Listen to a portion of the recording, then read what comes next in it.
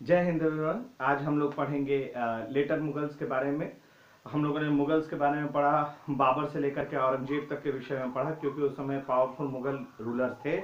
तो मुगल्स अच्छा खासा आपको इंडिया में अपना किंगडम को फैलाए हुए थे। लेकिन जब औरंगजेब की डेथ होती है तो उसके बाद लेटर मुगल्स में हम देखते हैं कि किस तरह से डिसइंटीग्रेशन होना शुरू हो जाता है, रूलर्स वीक आने शुरू हो जाते हैं और मुगल एम्पायर का लास्टली जाकर के पतन हो जाता है। तो जय हिंद एवरीवन। फिर से आज हम लेटर मुगल्स के बारे में पढ़ने वाले हैं।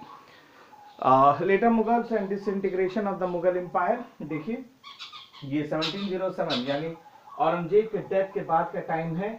इतना इनका एक्सपेंशन था, लेकिन फिर ये लोकल्स में टूटते चले गए, लोकल किंगडम्स में। मुगल एम्पायर वास्ट और एक्सटेंसिव था 18th सेंचुरी के दौर तक में।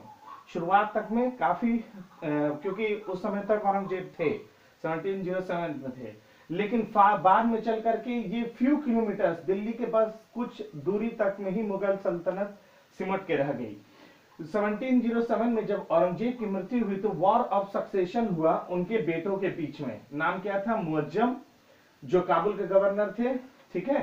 फिर आजम, जो गुजरात के गवर्नर थे, और काम बख्श, जो डेक्कन के गवर्नर थे।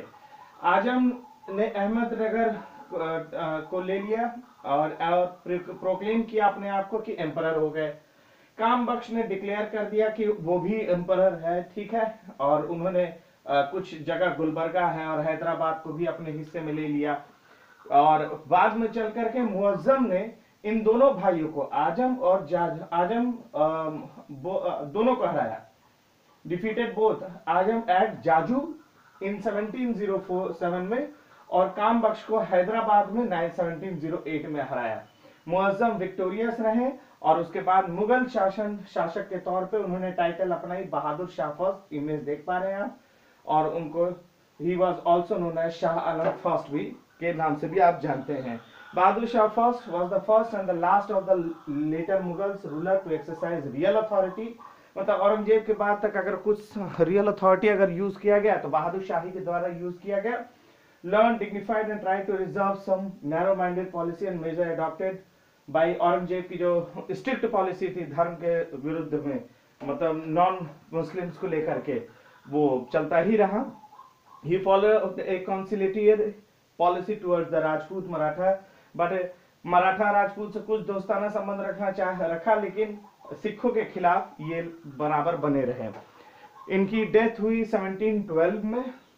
और henceforth a new element entered Mughal politics, the war of succession।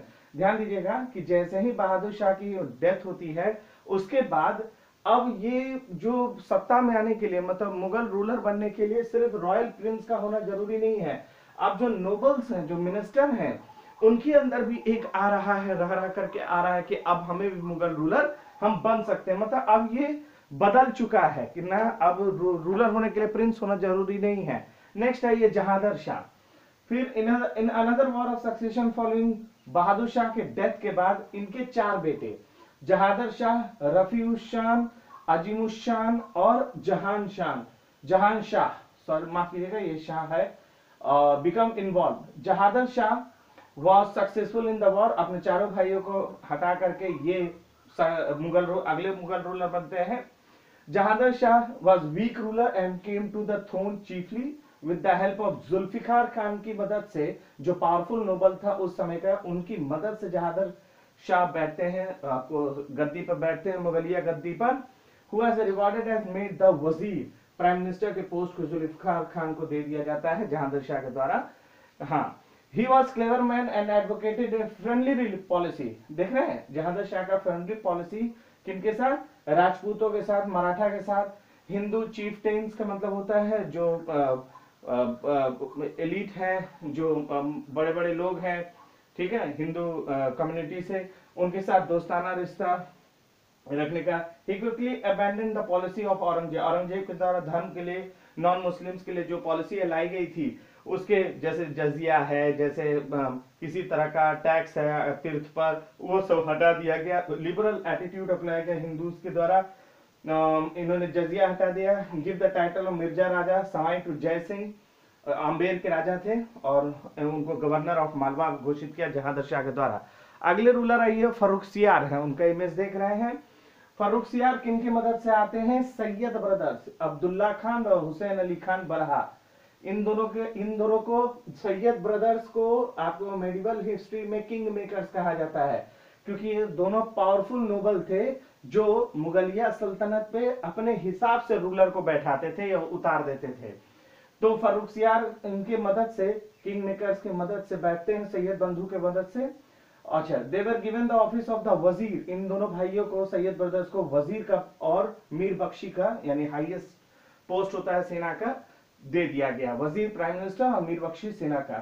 Two brothers soon acquired dominant control, ये सैयद ब्रदर्स अब मुगलिया सल्तनत के जो मामलात हैं उसमें अब दखल देना और उस पर भारी कंट्रोल कर लेना, क्योंकि अब रूलर तो मात्र एक पपेट है, असल कंट्रोल ये सैयद ब्रदर्स के हाथ में। मेरी बात समझ रहे हैं आप लोग?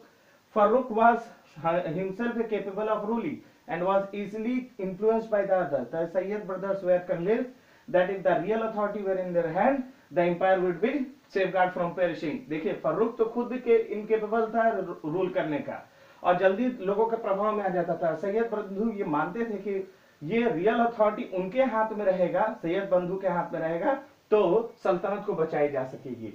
चलिए, during the reign of Farrukh दैट बंदा बहादुर, एक सिख है, सरदार है Banda Bahadur, the Sikh chief was captured or killed.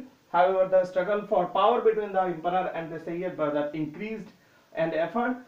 Syed brothers और फर्रुखसियार के बीच में चल करके तनाव बढ़ते चला गया। अब फाइनली सैयद ब्रदर्स ने क्या किया कि फर्रुखसियार को हटा दिया और उन्हें मार दिया 1719 में। अच्छा, ग्रांटेड फरमान, देखिए फर्रुखसियार ने एक फरमान जारी किया जिसमें ईस्ट इंडिया कंपनी को क्या दिया? ड्यूटी फ्री ट्रेडिंग राइट्स, यानी कोई आपको टैक्सेस नहीं देने हैं, उस तरह का आप जैसे आप करना चाहें, ट्रेड करना चाहें बंगाल में करिए। इसकी वजह से क्या हुआ कि स्ट्रेंथन हुआ उनका पोस्ट, यानी ब्रिटिश और कंट्रोल में आते चले गए बंगाल रीजन में। और आप जानते हैं आगे चल करके बंगाल में इन्होंने सबसे पहले बैटल ऑफ प्लासी की तरफ ये जा रहा है। The Farman of Degree helped British East India Company to import goods into Bengal without paying custom, यानी बगैर पैसा दिए ब्रिटिश अपने गुड्स का इंपोर्ट करा सकते हैं, कहीं से भी ईस्ट इंडिया कंपनी कहीं से भी इंपोर्ट करा सकती है, कोई टैक्स नहीं देना है। आइए नेक्स्ट आइए, Mohammad Shah as successor Sayyid the brother quickly raise to young princes, दो यंग प्रिंस को सैयद ब्रदर्स ने सत्ता के लिए चुना था, मतलब उनको संभाल के रखा था कि भाई देखो इनको बैठाया जा सकता है, ब्लड लाइन में है, मुगल प्रिंस के ब्लड लाइन में है। एक है रफीउद्दर्जात, ये रहे, और दूसरा है रफीउद्दौला, ये रहे। ये दोनों कुछ ही एक ही महीने में इन दोनों की भी हत्या कर दी गई। उसके बाद finally Roshan Akhtar the son of जहां शाह, पहले देखिएगा जहां शाह के बारे में लिखा हुआ है, उनके बेटे रोशन Akhtar was placed on the throne under the title of Mohammad Shah. ये रहे रोशन अख्तर जिन्होंने मोहम्मद शाह के नाम से सत्ता को संभाला। The Syed brother followed A policy of, देखिए सैयद बंधु अब तय कर रहे हैं कि मुगल पॉलिसी क्या होना चाहिए मोहम्मद शाह के अंडर में। जजिया को हटा दिया गया, पिलग्रिमेज टैक्स को हटा दिया गया, हार्मनी को मेंटेन करने की कोशिश की गई, हिंदू चीफ्स और मुस्लिम नोबल्स को साथ मिलकर के आगे बढ़ाने का काम किया गया। अच्छा, in their struggle against Farrukhsiyar, the Sayyid brothers sided with the Rajput and the Maratha. Maratha राजपूतों ने सैयद ब्रदर्स का साथ दिया था फर्रुखसियार को हटाने के लिए, लेकिन सबसे इंपॉर्टेंट काम जो किया गया, मोहम्मद शाह ने सैयद ब्रदर्स को हटा दिया, इनकी हत्या करा के हटा दिया ताकि ये बीच में मामलों में ना बोले। लेकिन इनके समय हुआ क्या? पहला नादिर शाह का हमला हुआ, जो ईरान का शासक था, पर्शिया ईरान को ही बोलते हैं, पर्शियन शासक था। नादिर शाह ने हमला किया और हमला करके जबरदस्त लूटपाट की। ध्यान दीजिएगा, आप इसको पढ़ लीजिएगा, जबरदस्त लूटपाट किया। कोहिनूर हीरा उठा के ले गया, फिर मयूर सिंहासन या पीकॉक थ्रोन बोलिए जो शाहजहां का था, बहुत ही महंगा, बहुत ही यूनिक था, वो उसे उठा करके ले गया। ठीक है, और इसी के बाद invasion affect the imperial finances and the economic life of the people adversely. Ahmad Shah Abdali, successor of Nadir Shah, invaded the kingdom for the first time during Muhammad Shah. अभी नादिर शाह गए, उसके बाद ये अफगानिस्तान के आपको शहंशाह अफगानिस्तान अहमद शाह अब्दाली का हमला हो गया।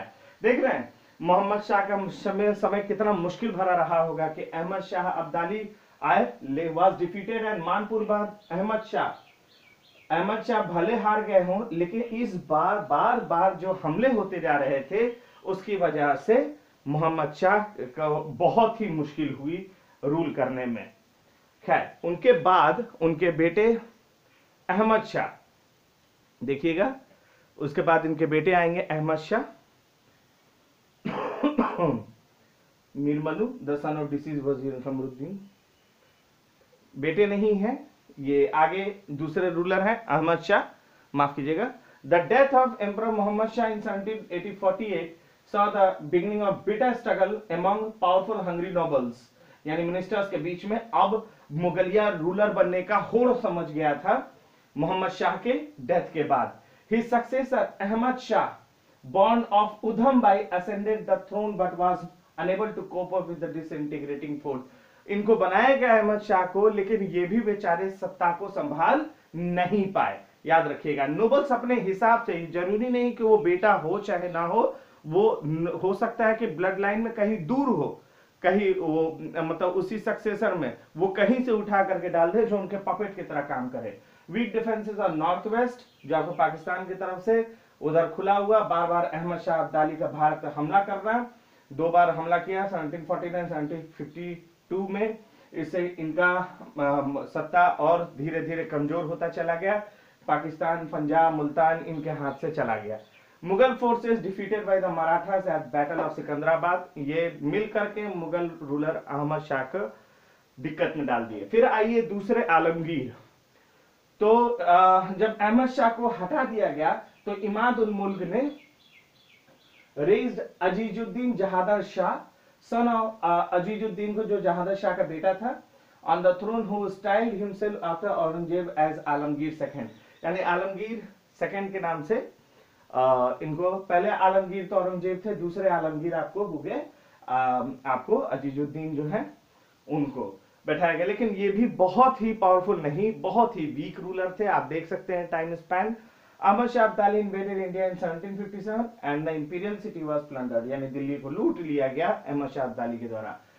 आलमगीर सेकंड और वजीर जो उनका प्राइम मिनिस्टर था Imad ul Mulk were not satisfactory and later got him murder in 1759, यानी वजीर इमाद उल मुल्क ने आलमगीर सेकंड की हत्या करवा दी, क्योंकि दोनों में आपस में नहीं बन रहा था, यानी इमाद उल मुल्क डोमिनेट कर रहा था आलमगीर सेकंड।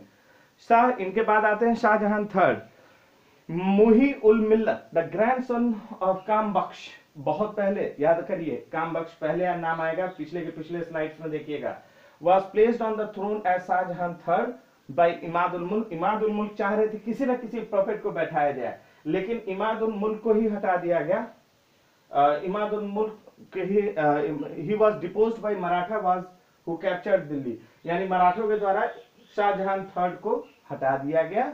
और ध्यान दीजिएगा, उसके बाद मराठा को के हिस्से में कैप्चर करके हिस्से में रखा दिल्ली को। और consolidation of power of the Nawab of Bengal, Bihar, Orissa, इस समय इन तीनों प्रांतों के जो नवाब थे उन लोगों ने भी अपना राजनीतिक विस्तार, कंसोलिडेशन यानी ताकत को इकट्ठा करना शुरू कर दिया, यानी अब मुगल टूट रहे हैं। Shah Alam second, Ali Gauhar the son of Alamgir second became the Mughal emperor in 1759। ठीक है, इन टाइटल क्या था शाह आलम सेकंड का, इनको था फादर के डेथ के बाद, ये डेथ के समय ये बिहार में थे। At the time of his father he was in Bihar. Although he was declared the Mughal emperor, he did not proceed to Delhi for 12 years. Delhi पे 12 साल तक ये नहीं आ पाए। कारण था क्यों? क्योंकि वजीर इमाद उल मुल्क प्लेस शाहजहां थर्ड को जबरदस्ती बैठा दिया था कि नहीं शाहजहां थर्ड ही होंगे, आपको मुगल लेटर मुगल में शाहजहां थर्ड ही होंगे। लेकिन जो आपको मराठा थे उन्होंने तय किया था कि नहीं, शाह आलम सेकंड जो है वो होंगे इस, लेकिन चूंकि इमाद बहुत ताकत में थे, इस कारण से ये दिल्ली नहीं आ पा रहे थे, शाह आलम दिल्ली नहीं आ पा रहे थे।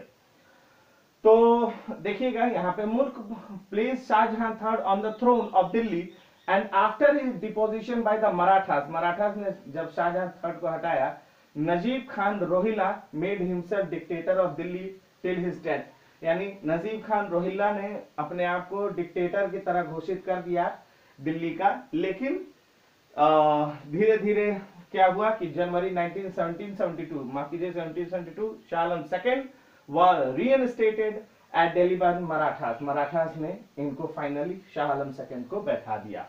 गुलाम कादिर जो है ग्रैंडसन ऑफ नजीब जो थे, सन ऑफ जबीता खान रोहिल्ला, ये आपको वजीर थे, उन्होंने फिर से दिल्ली को ऑक्यूपाई करने की कोशिश कर दी। शाह आलम सेकंड को ब्लाइंड कर दिया और उन्हें हटा दिया।